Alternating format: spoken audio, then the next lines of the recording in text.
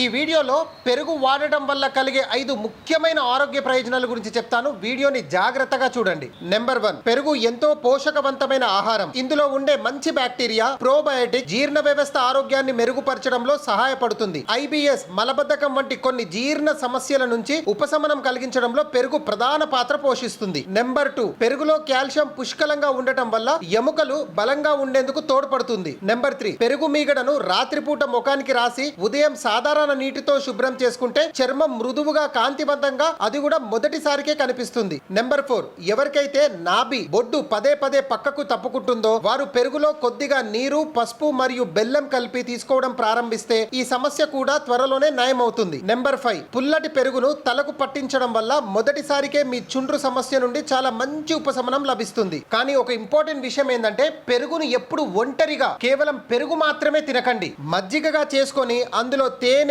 దొడ్డు మిశ్రి, సైంధవ లవణం ఇలా ఏదో ఒకటి కలిపి తాగండి. కేవలం పెరుగు మాత్రమే తింటే లాభాల కన్నా నష్టాలే ఎక్కువ జరుగుతాయి. అన్నిటికంటే ముఖ్యమైన విషయం ఏమిటంటే వేసవి కాలంలో మరియు వర్షాకాలం తర్వాత వచ్చే శరద్ ఋతువులో మరియు రాత్రి సమయంలో పెరుగు తినమని కేవలం మీ శత్రువులకే సలహా ఇవ్వండి. అది కూడా వాళ్ళు తల్లడిల్లుతూ బాధపడడం మీరు చూడాలనుకుంటేనే. మళ్ళీ చెప్తున్నా, ఇప్పటికైనా సమయం ఉంది. మీ ఇంట్లో వండుకునే ఆహారం యొక్క శక్తిని గుర్తించండి. Junk foods, hotel foods, bakery foods కి దూరంగా ఉండండి, లేదా మీరే నష్టపోతారు. అర్థమైంది అనుకుంటా.